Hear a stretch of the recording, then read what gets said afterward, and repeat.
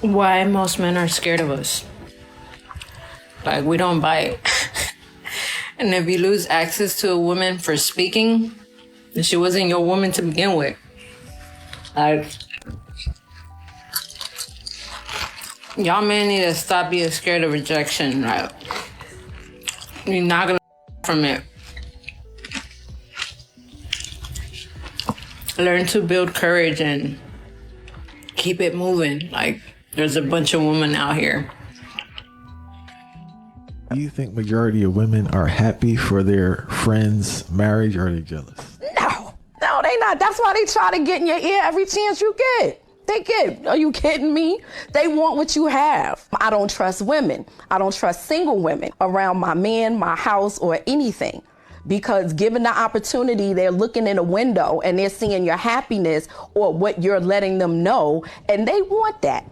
They want to test it. I do not trust women as far as I can throw them. I just want to be clear. You see it as a red flag if a woman has a lot of girlfriends? Yep, because those are her people. Those are the people that's in her ear. One of your girlfriends have an unhappy relationship, but you good, she won't poison that. That is just what women do. They wait for something to happen to be like, girl, I told you thought that man was all of that. I told you he wasn't all of that. Here, come out with me. Or did you talk to so-and-so? So-and-so asked about you. It's like little snakes in tall grass. A lot of these modern women asking the same stupid question, why don't men approach? Well, you told a man to leave you alone.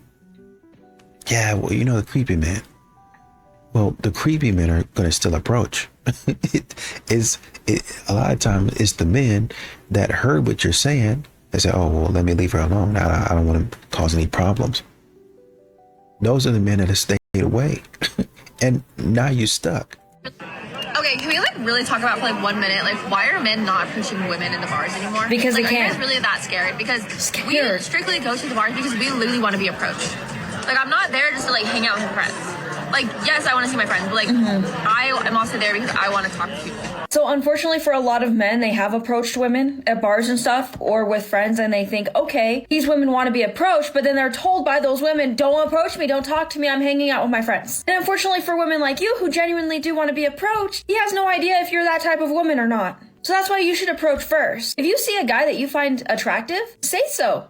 You can do it. It's okay. And I mean, if he's taken or he's not interested, he'll nicely tell you. Men are the best at rejecting women when they're not attracted to them. But a lot of men won't approach a woman these days because there's thousands of videos telling men to not approach women. And a lot of men have had the experience where they do approach a woman and she's awful to him. Ew, gross. Why would you talk to me? Or she makes a video about it later and it goes viral. So while you may be one of the good ones, you and your friends, he doesn't know that. That's why you guys should approach. What's going on, fellas? Don't forget to like and subscribe to the channel. Leave a comment down below. Let's get back to the video. A PSA for every man that's crippled by rejection, don't forget. Men have literally stopped approaching women because they're afraid to get rejected. They're afraid to be called creepy, fill in the blank. And when we act out of fear, we create the reality we're most fearful of. So reminder to just shoot your shot, put yourself out there, and know that rejection is literally never personal. Okay, cool. If it's not personal, you approach a man. If rejection is hot, you go try to get a man's number and see if you get rejected. You get rejected since it's a hot thing. You're not going to do that, though. This is another example of a woman getting on this app saying that men need to start approaching women again that probably has never talked to a man in her life. She's probably never gone up to a man that she's attracted to and tried to initiate a conversation. She's never had that process in her brain of what if this man doesn't like me, or the nerves, or, any of the experiences that come with approaching someone that you're physically attracted to. So you can't speak on these things if you haven't done them. Just like y'all don't like us to speak on things because we can't have them. If you have not approached a man, shut the up about approaching women. A lot of modern women don't really understand that divorce and, really even before you get to divorce, relationships cost a lot. They cost a lot. And, honestly, now that I say that, I think modern women do understand that relationships do cost a lot. That's why they're trying to make men shoulder all of it. And men are like, no, I'm not going to be doing that. And that's why you see a lot of men opt out of dating. They quit, just entirely. I might get canceled for this. I don't believe in equality, if that makes sense. I feel like some jobs should be just for men and some jobs should be just for women. Now, I'm not saying every job should be like that. Are some jobs where it's like, men or women can work at. But certain jobs, I feel like only a man should work that job and only a woman should work that job. He's getting paid more because you can't lift a 180-pound box. Like me at UPS right now, I can't lift a 70-pound box. I'm going to tell the man to go grab the box. He's doing more work than me. He should be paid $1 more or something for that. What's the biggest problem today with men and females? Yeah, men think that is just what you should give them if they do something for you. I don't like that. Courting, chivalry is like now. If you take a girl to eat or something, like just right now, some dude bought me a drink at the bar. We went back up to his room and he asked me if we were going to have for an $18 drink. I'm sorry, but no, like you can't just buy me a drink because you want to get to know me. When you said we were going up to your room to go to Sexy Fish so you can change, I said, okay, let's go. But now I'm in your room and you're asking me if I want to have with you. A lot of men, they'll fly a girl out, expect in return, but don't discuss it beforehand. I don't want them to discuss it at all. I just don't want it to be expected. Like if you do something nice for me, I don't want you to expect out of it. You should just want to do something nice for a woman that you think is pretty or a woman that you might want to get to know. Explain to me why you all suck so much. I can honestly sit here and say, as a 34-year-old woman, I have not met one good man. They exist. So please, someone explain to me why the that is. That. Your attitude. Also, do you surround yourself with people who also have that mindset? Because that's also part of the problem. Good men avoid situations like this and will want nothing to do with it. And if you genuinely believe that most men are doing the best that they can, that most men want to be good men, and that most men are probably good men, you start to meet a lot more of them. This doesn't mean you don't set boundaries or you're just like blind to the red flags that you see. You can acknowledge that, hey, I've met quite a few toxic men or men that weren't right for me, but I do know the good men are out there. I'm surrounded by good men every single day, and what I've noticed is most of them just want to get through the day. A lot of them are tired, overwhelmed, they've got a lot on their plate. They avoid drama or people with bad attitudes very quickly. Now, if you're calm, happy, excited, easygoing, and easy to be around, they'll naturally gravitate towards you. And what I've noticed is a lot of these good men are also very shy and quiet, and they keep to themselves. So sometimes you do have to make the first move, talk to them, ask them for help, whatever it is. They're more than happy to help, but society has punished them. Anytime they've tried to talk to somebody or interact with a random woman they don't know in public, we see constant videos, don't approach me. Women don't want to be approached by men. A lot of good men have heard that loud and clear, and they do not want to disrespect your boundaries. A lot of men are not approaching because they learn their lesson, right? Tried being a gentleman, learn my lesson. Tried being, the good guy, the stable guy. I learned my lesson. Try to be assertive. Try to be vulnerable. I learned my lesson. In all of these situations, modern women are continuing to ruin the dating market with their... Do you think you have good boundaries? If these 3 things aren't true, I hate to say it, but you probably don't. Most people mistakenly think having boundaries means being able to say no. But real boundaries aren't about another person doing anything differently. They're about taking action for yourself as a way of taking care of you. And while I might sound a little harsh right now, boundaries have been something I have personally struggled with my whole life. 1, a boundary is something you do, not something you'll hope they do for you.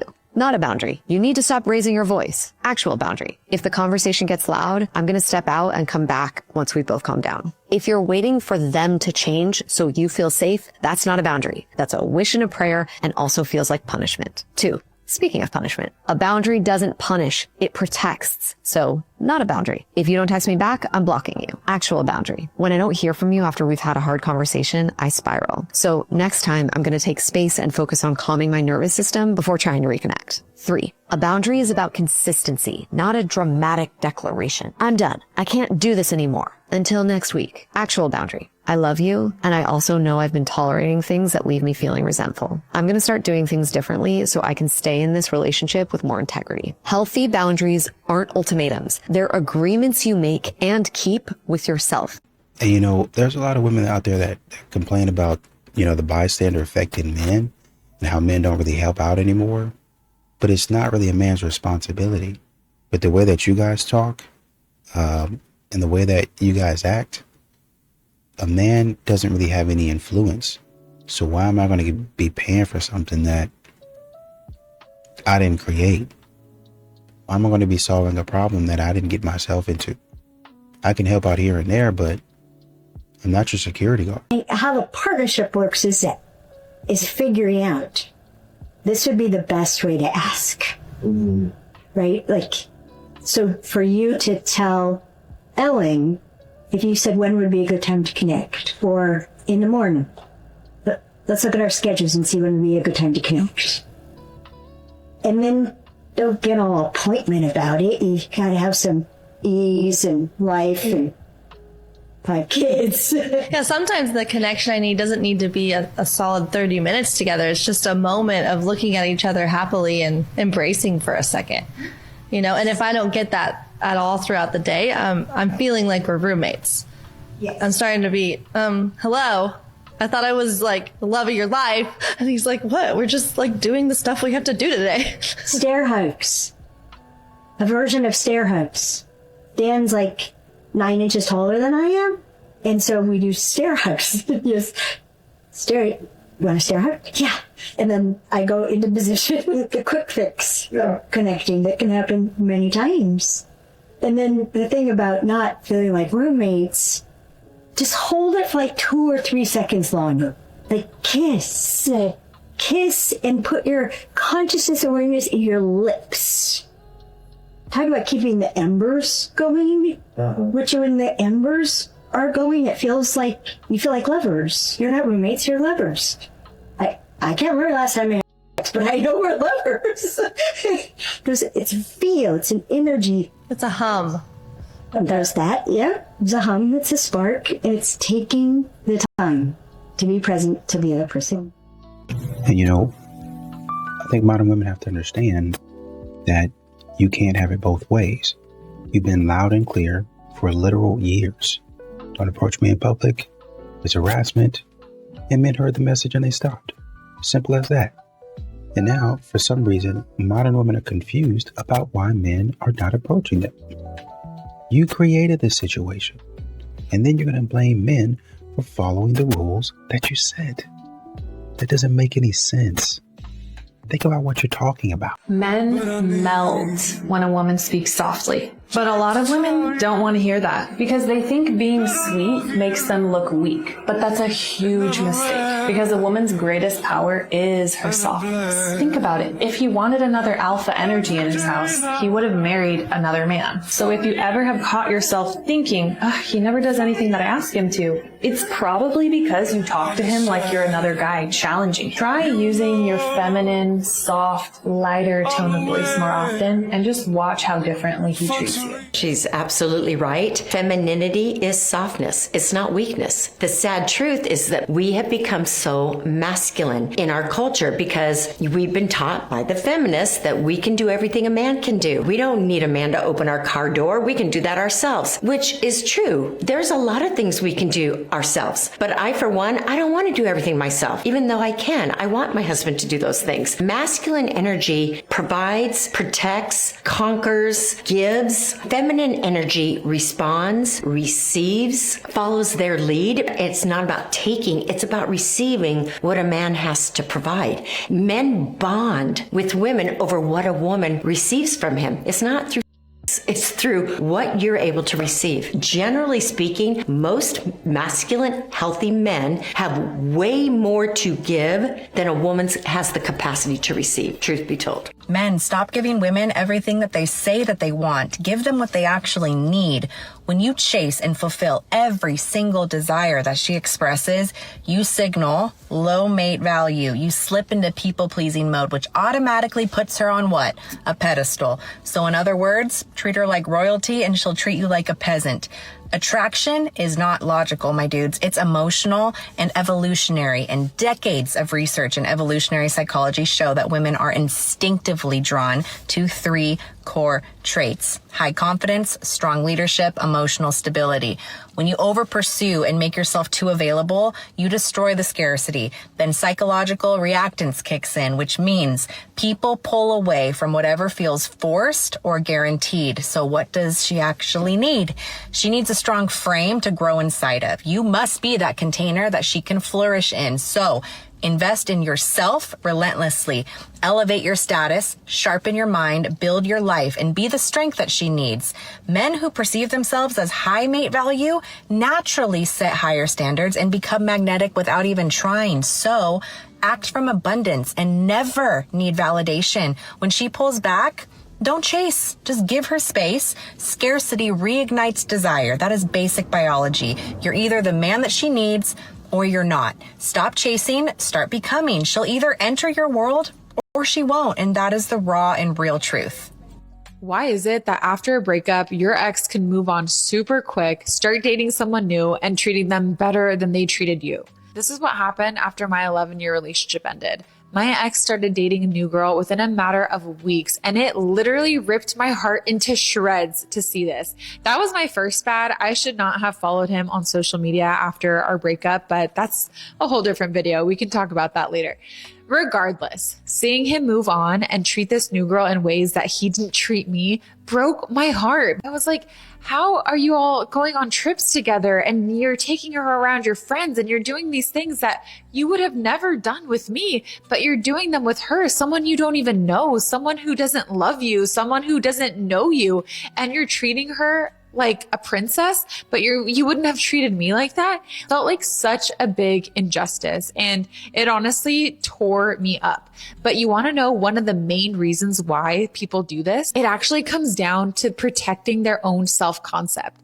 Because after a relationship ends, when a person knows subconsciously that they did not treat you well, they have to prove that they're still a good person. So they'll find a new partner and they'll start to treat them so well just to prove to themselves that they weren't the problem in your relationship, that they are capable of treating someone well. And doing this proves to them that you were the problem. In their mind, they twist it like, look, I'm treating this new person great. I am a great partner. And therefore, in their subconscious, it kind of lets them off the hook because they're like, no, see, the problem wasn't on me. The problem was on my ex. But this facade doesn't last forever. It's just a way to avoid processing and taking accountability for their role in the breakdown of your relationship. Because I don't feel like any masculine man would choose a Kim Kardashian. Really? Who has?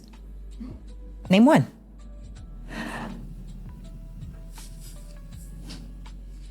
You're making your point. But I want to disagree, but you're making your point. I think Kim Kardashian would be a great counter. Why do you say no? Say no to what? That a masculine man wouldn't. Choose her? Yes. Because she's too outside. I don't think any true masculine man would choose a woman that's had a tape, even if they're a Kim Kardashian, for the most part, the majority of masculine men, because masculinity wants exclusivity. There's nothing exclusive when you've been busted spread wide open on the internet and millions of people have seen you. That's not exclusive. I think that masculinity also desires a woman that hasn't been had or isn't known by so many different people. Homegirl, you've had 4 marriages. There's nothing exclusive about that. Right? Your picker may not be that good. 4 times you've been married and none of them have stuck. I have some questions. Now, that being said, does that make her a bad person? No. Does it make her unworthy of love? No. Does it mean that she's not the beautiful icon that she's created? No, it doesn't mean any of that. It just means as far as partnership goes, she might be really great at serial dating or serial marriage, but really terrible at the actual relationship part. That's what I think. Now, I don't know her, so I can't speak to what I know. I'm just in my own piece of without weaponizing. It's just, that's what I would observe. You've been married 4 times. None of it is stuck. You've never been with a masculine man that any of us know about. I cannot think of one. Anybody in this room, can y'all think of one masculine man Kim Kardashian has been with? Love her. I can't stand her. I'm not messing with you today. Love her. I ain't messing with you today. Love her. So that's what I'm saying. I don't think you can turn into a housewife. I don't. Okay. Not for a masculine man. Okay. I don't. Okay. I think a feminine man, sure, because she makes the rules.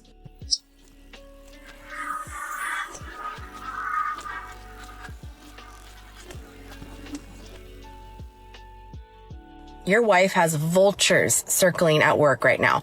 They're not loud. They are not obvious. They are just there, waiting patiently for their turn. One rough morning from you is all that they need. One fight that never gets fixed right away. One cold, see you later as you both storm out the door. That tiny crack in her armor is all that those vultures need, okay? Right now, while she's at work, there are plenty of men circling around her, waiting for their moment. The first guy who hits her with a, "Hey, rough morning? You still look beautiful though," and then a smile on her face, and it is game over, pal. It is his turn now. Every woman's social media profile says loyal, but the truth is she's loyal until the feelings fade. Loyal until somebody else makes her feel alive again. So how do you eliminate the next man on her lineup? You have to make home undefeatable. Never let her walk out of the door mad. Give her one deep, locked eye compliment in the morning that actually makes her blush and feel something. Maybe hug her longer than just 2 seconds, tap her butt as she walks away, and ravish her in the bedroom when she comes home. Do this every day, and those vultures, they stay circling forever, and they don't have a chance. They never get to land, because when a woman feels met, desired, and truly chosen at home, some random "you look nice today" from another guy is never going to hit her radar ever. Loyalty isn't a promise that she makes. It's a reality that you build, so it's strong enough that she never has to leave or wants to leave. So start now or tomorrow. But it might be his turn if you wait too long. Men complain that they're in a relationship, that the girl kind of checks out and that it becomes boring, or she doesn't want to have with him or whatever. Right. And I think this is a really good lesson in understanding that it actually might be you. She's not, it's not that she's not interested in, right.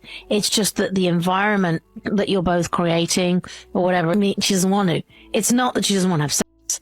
It's just not in this. You've got to understand as a man that you've also got help in that environment, in creating that environment. And the fact that she's going out and meeting people and having a sexy old time shows you that she did want it. You guys look so intimidating. My goodness. It's a compliment, right? Wait, come here for a second. I do like, look, I like the polka dots for some reason. Yeah? Yeah, I think it's like, I might have like ADHD or something, and it like caught my attention. It caught your attention? Yeah. No, I love your shirt too. Oh, you like it? Hell yeah. Do you think I should throw on some pants or no? Do I look handsome enough just with shorts? Yeah. Good enough? Yeah, I think you look handsome. Cold approach mistakes. Breaking eye contact first. Whoever looks away first is the submissive one. If you break eye contact because you're nervous, she reads boy, not man. Friend, not low volume. You got drunk and did 2 approaches and got rejected twice. One of them had a boyfriend, and you think you're cooked. No, you haven't done enough volume. This is a numbers game. You don't get to call it quits until you actually put in those numbers. Too passive. You opened her, but now you're just having a friendly conversation about nothing. No flirting, no direction. If you're not creating tension, she's already putting you in the friend zone. Lead the conversation somewhere, or she'll lead it to nowhere. Ignoring the fridges. You approach a group of girls and only talk to the target, her friends now hate you. Women think in a hive mind. If the fridges don't like you, the target won't like you either. Acknowledge and incorporate the group, or you are cooked by social proof. Speaking too fast. You're nervous, so you spit the whole opener line out in 1 second. Hey, I thought you were super gorgeous. I had to come talk to you. Now she flinches. Now you sound desperate. Slow down. Relax. Excuse me. Get her attention. Pause. Deliver the line. The calmer you are, the more this looks like it was nothing to you. Self-rejection. She's attractive, so you decide she's out of your league before you even walk over. Why reject yourself when you could go up to her and let her reject you? You might have had a shot, but you're not even giving yourself that chance to find out. You never know until you go and try. You know, it's comments like this that never cease to amaze me. Only if I got a ring. Look, you are either a wife or you are not. You are either a husband or you are not. I don't understand why people create this notion in their head that if he puts a ring on it, then I'll act like this. If he marries me, then I will start acting a certain way. So you want that man to take a gamble? You want that man to sit there and say, okay, maybe she is wife material, so let me put that ring on it to find out. You see, I show my girl that I'm husband material. She comes to me and says, baby, I want you to build me a farmhouse table. Okay, you got it. Or if something's broken in her house, call me Sam the Onion Man, because I can fix that. The moral of the story is, you want a husband, start acting like a wife. If you want a wife, start acting like a husband. And that's just facts. Relationship boundaries is one of the biggest problems that people have in their relationship. Let's talk about it. Setting and respecting boundaries is one of the most important things between the union of you and your spouse, but a lot of people don't understand how serious it is. When I say setting and respecting boundaries for your relationship, I'm talking about the two of you together setting boundaries for outside people. Sometimes you have to know how to read the room. If something is making you uncomfortable between an interaction between one person with your spouse and that person is constantly overstepping their boundaries, it's because your spouse hasn't set those boundaries in place to let that person know that they're overstepping them. Not only is this disrespectful, but it's a red flag that you need to pay attention to. If somebody is overly friendly with your partner, it's because your partner allows it. If somebody who knows you guys are in a relationship continues to do things that they know you're uncomfortable with, it's because your partner hasn't addressed it and told them to stop doing it. It's also a lack of respect on your partner's behalf. And one excuse that's always been a red flag to me is when someone says that they don't want to address a certain situation because in their eyes it wasn't that big of a deal and they didn't want to be embarrassed by having to put that person in their place. But if the other party's feelings matter more than the person you're in the relationship with, something's wrong. Now let me just say this. If you don't respect or have those relationship boundaries set up, don't require something that you're not giving. Fellas, if you have a decent woman or a good looking woman, you know it's natural that people are going to shoot their shot at her. It's something you wouldn't have to worry about if relationship boundaries are set up and respected because your woman is going to know how to handle that at all times. Yeah, people may shoot their shot at her, but she's going to respectfully let them know it's not cool to cross those boundaries. But on the flip side, don't expect her to handle situations a certain way when you're not doing the same. Just remember, nobody can walk through a door that hasn't been opened and they can't crawl through a window that's closed. Stay woke, y'all.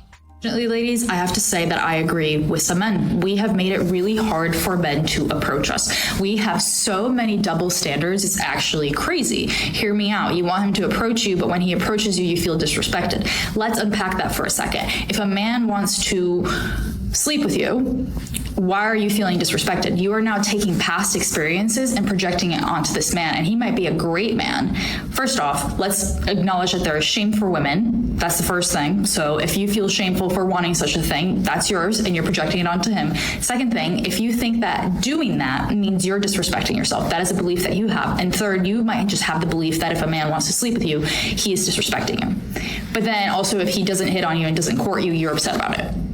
Which is it? Let's unpack it. So my daughter's father tells me today that for spring break, he's taking our daughter, we have one daughter together, to Disneyland for 5 days. And I guess it was going to be a surprise, or it's going to be a surprise, or was, whatever. So I'm like, awesome, you know, I'm going to go shopping, get her a couple outfits, you know, I'll get her a new bathing suit, da-da-da. I'm thinking about all these things, and then I'm thinking, wait, just her? Because she has 5 other siblings. So I had to ask him, you know, everybody else is invited too, right? And he looked at me like I was crazy and said, no, those aren't my kids. We were together for years. You were their stepfather. You're gonna take your daughter to Disneyland and not take her siblings? Do you know how upset that would make them? Not doing it. She's not going unless her siblings can go, period. This is a prime example of a mom that wants to control the dynamics of a situation that she created. Because when you have children from different men, different fathers, they don't have an obligation to the children that are not theirs. You do. And I understand the situation where some kids get to do some things that the other kids aren't going to do. Well, you're the mom, you're the link. So you could make the decision to even it out if you needed to. But honestly, I think that kids are smart and they can understand the dynamic that that this one child's real father is going to go do this one thing with them. But that's something that the mom has to work through with her kids and with the actual father of those kids. And do you know how expensive Disney World is? I cannot imagine paying for 5 kids. It is not appropriate to demand this, and definitely not appropriate to say that your daughter can't go with her father to Disney World just because your other kids can't go. That is not fair, and that is not your call to make. Come to pick me up now. You don't tell me what the to do no more, bro. Bro. Thank you. Fucking great. Look at this crazy. Stop! Stop! I'll be too out, bro. So she's outside the house, so she's not in any danger. She picks something up and tries to break the door down with it. Doesn't work. She breaks the glass and goes inside the house. Clearly, watching that video, you would think that something's wrong with this girl, that she's crazy. She's the aggressor. Not according to the comments. Let's take a look at a few of the comments. Before you judge her, know her side of the story. Okay, kinda wanna hear her side. All right. My question is, what did he do? This is only an issue when the woman is the victim. But if the man is the victim, let's find out what he did to make her act aggressively towards him. Sometimes your boyfriend or husband will stop doing these things that he used to do because he doesn't need to anymore. He doesn't need to invest to have your attention. He doesn't need to cherish and spoil and adore you with affection to feel like you're going to be there and you're going to be loving him. There's no polarity. There's no tension.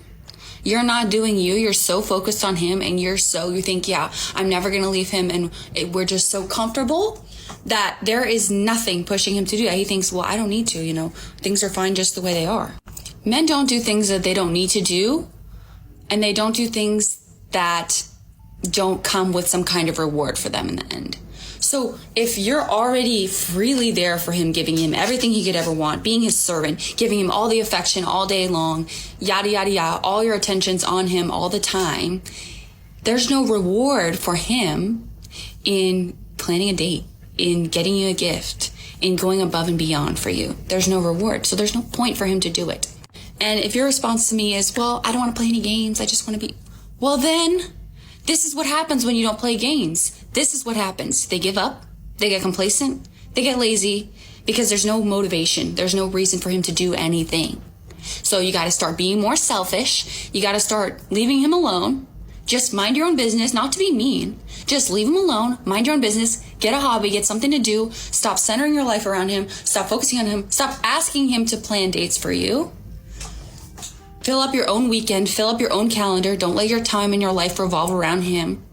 And if he still wants to, which I'm sure he will come around, then you will see him start to do those things on his own. You can't force him to do any of these things. You can only inspire him by giving up and letting go.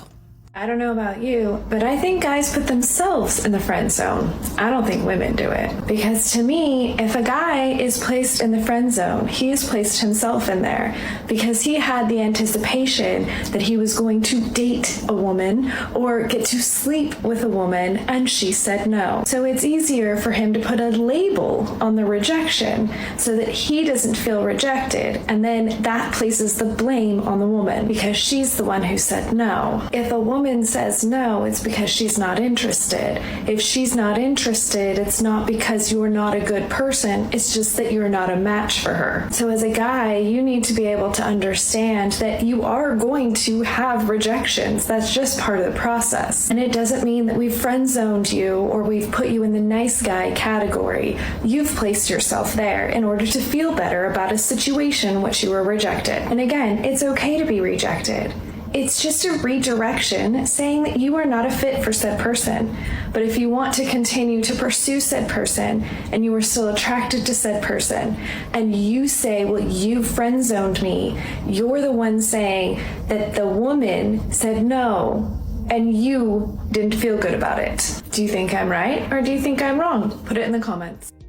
Here is a list of things that I do not do in a relationship that some people may not agree with. Number 1, I do not argue. If it's not going to matter 5 years from now, I'm not going to waste my energy on it. We can agree to disagree and we can quickly move along. Number 2, I do not go to the club. The man I want is at home. He is not at the club. I would rather order food in, Netflix and chill, get my happy ending, go to bed with him, wake up with him, and go to the gym with him. Number 3, I do not drive. Does it mean I can't drive? Does it mean I won't drive? No, I will. However, I expect that my man will drive. And if I schedule a date night for us, I will take care of transportation and I will get us to and from. Number 4, I do not make plans or travel without having a conversation with him first because I want to make sure that we're on the same page. Number 5, I don't just invite people around without having a conversation with him first because I feel like he needs to be comfortable with the energy that's around. Number 6, I do not make new male friends, but I do not get rid of the male friends that I currently have. I believe in communication. Who are the people that are important in your life? Cool. Introduce them. My man should know my man friends. My man should be able to introduce me to his women friends. Number 7, I do not expect him to pay for everything. I'm financially able to take us out and do the things, and I don't put that pressure on him. I want to make sure that the things we do are financially balanced. Why are you begging for a woman who's getting slapped in the head with another? Now, gentlemen, I can't tell you how many guys send me DMs, inbox me, and they ask me, bro, my wife, my girl, my long-term relationship, we ain't together no more, and she off with another dude, or I found out she's dating another guy. What do I do? How do I get her back? You can't. That's the wrong direction that you're looking at, fellas, because it's you up. So let go. Her. Every time you reach out, every time you beg, every time you ask for another chance, every time you ask her what is she doing with another man, you lower your value little by little. And you keep showing this woman that she's better than you. What the fuck is wrong with you, gentlemen? It's okay to hurt. It's okay to be sad. It's okay to even be jealous because you feel like your woman that you was with is off with another man. Those are normal human emotions, but feel that. Take that to the chest. Take that to the chin. Get you a mother journal and write it out. But stop reaching out to that woman expecting her to, oh baby, I'm coming back, I miss you. Her. She ain't that special. She ain't important. Stop putting her on this pedestal and making her think that her don't stink. Her. Move on with your life. Get some value within yourself and learn how to be by yourself. Start realizing your value. Learn from the mistakes that caused the breakup and move on so you don't f up your neck going forward, gentlemen. Let's talk about the things that you shouldn't be doing while you wait for your future husband to roll around. I'm just going to get right into it with the first one being the most important one. Ladies, don't wait for someone, especially a man, to come save you, because that's just not happening. No one is going to come and find all the broken parts of you, the parts that have not healed, and try to heal them for you. If you're not willing to put the work in for yourself, no one else is doing it for you. If you know in the current moment you have things to work on, whether that's procrastination, confidence, like you have insecurities, trauma, whatever it is, you need to go to therapy and try to fix that as much as you can before someone comes into your life. So if that's you and you know you have things to work on, do yourself a favor and fix it now. This kind of piggybacks off of what I already said, but it's sort of different. Take your past lessons and your past experiences as lessons. They weren't meant to shatter you. The pity party's over. Take the time to really understand, like, how did you react in the situation? What are your triggers? What triggered you in that situation? How can you improve yourself so that when you're with someone, you can communicate effectively? I'm gonna end this with a cliche saying, but it is so true. Be the version of yourself that you would want to marry. If you're looking for a guy who practices, who's kind, who's religious, and all those amazing qualities that all of us are creating a huge checklist of embody those qualities. And if you're not there yet, that's totally fine. When I was getting married, I wasn't the perfect version of myself, but I did everything that I could to try to become the perfect version of myself. No one is perfect. Everyone is flawed. Everyone has like their own set of issues, but self-awareness and self-improvement is critical before you get married. I hope these tips helped. If you guys want any more advice from me, let me know. I'm going to keep the comment section here open, and then I'm going to come back and answer more. There's something most people never talk about when it comes to men and relationships. Ignoring a woman might make her chase you, but ignoring a man, it makes him leave, and he never comes back. Because a man operates from self-respect in a way that most people don't fully understand. He is not going to chase someone who makes him feel unwanted. He is not going to perform for someone who doesn't see his value. He is not going to beg for attention from someone who treats him like an option. Because the moment a man feels dismissed, something shifts inside him. Not dramatically, not with a big speech or a final argument, just quietly. Like a door closing softly behind him. He can love deeply, he can show up consistently, he can give his time, his energy, his loyalty without hesitation. But the moment he feels replaced, taken lightly, or simply invisible, his instinct is not to fight for your attention, it is to protect his peace. And once a man decides to protect his peace, there is very little you can do to change that. He won't be angry about it, he won't make it dramatic. He will just simply no longer be available in the way he once was. So if the man in your life has gone quiet, don't mistake that silence for indifference. That silence is self-respect. And a man who respects himself will never stay where he feels small. I don't get why women think that men are afraid of commitment in marriage when we don't understand what has changed. 30 to 60 years ago, the natural next step for a man was to meet a woman, build a home, and build a family. Like that was literally the goal. But over the years, something has drastically changed. There are many things that have changed, and I'll get to that. But today, men are moving very carefully and cautiously before they take that big step into marriage. And it's not because they don't want love and legacy, but they have seen what can happen to your life when a marriage goes wrong. They have seen brothers, family members, friends lose their money, lose their homes, lose their children. Like they get it. So they are moving more cautiously because it's a huge risk. And at the end of the day, they know it ain't no real benefit to get married. Men have gotten so smart over the years, and that is because you all talk to each other and tell each other about your experiences. So now you're focusing on you, your finances, and you're watching your relationship super close. A man wants to make sure the woman he chooses, she truly brings peace into his life. Men have never been afraid of commitment in marriage, but what they are afraid of is committing to the wrong situation. So instead of rushing, many men are taking their time. And the reality is a lot of men are realizing that they can still have a family and build a legacy without rushing into marriage, because the legal commitment of marriage feels very different than the emotional idea of love. A lot of these modern women are thinking that men are going to wait forever, but honestly and truly, waiting forever isn't a realistic timeline. And I think they know that. They just want to live in a fantasy. They want to live in a fantasy world where they think that a man is just going to hang around and I want to go out there and make so many mistakes, knowing that it's not even a mistake. I know what I'm doing. I'm going to do it anyway. But I want you to be there at the end waiting for me, because I'm going to exhaust my options. And then the line, as in a movie, is going to be like, I just had to know for sure that you were the one. Well, I mean, when you don't have any other options, what else would it be?